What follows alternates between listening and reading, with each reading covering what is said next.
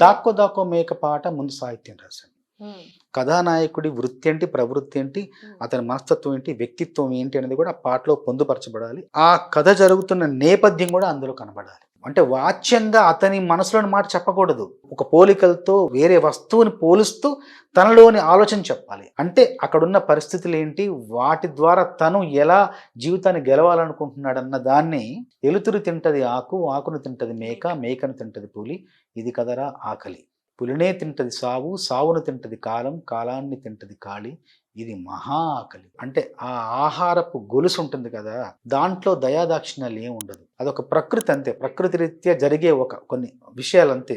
తప్ప దాంట్లో దయా దాక్షిణ్యం కరుణ కటాక్షం ఏంటి ఉండదు. జింకకు ఆకలిస్తే గడ్డిని తింటది. జింక ఇంకొక దానికి ఆకలికి ఆహారంగా మారుతుంది. అది ఇంకొకరి ఆకలిగా మారుతుంది. అంతే, అదొక క్రమం, అదొక వరుస, అదొక చక్రం అంతే. జీవితంలో ఎదగాలనుకున్న వాడు కూడా ఒకరినొకరు తలదన్నుకుంటూ ఎదుగుతూనే ఉంటారు. అక్కడ దయాదాక్షిణ్యాలు కరుణ కటాక్షాలు ఏమి ఉండవు. కాబట్టి ఇతను తన పై వాడిని తొక్కేసి తను ఎదుగుతాడు, మళ్ళీ అతను తొక్కేసి ఇంకోటి ఎదుగుతాడు. ఇలాంటి క్రమం. కాబట్టి దీన్ని కేవలం ఒక వాచ్యంగా చెప్పకుండా కొన్ని పోలికలతో ఉపమానాలతో చెబుతూ ఆ ప్రకృతిని అందులో ప్రతిబింబించేలా ఉంటే ఆ పాట ఎంతో అందంగా ఉంటుంది, అర్థవంతంగా ఉంటుంది. ఇవన్నీ కూడా దృష్టిలో పెట్టుకొని ఆ పాటను అలా రాయడం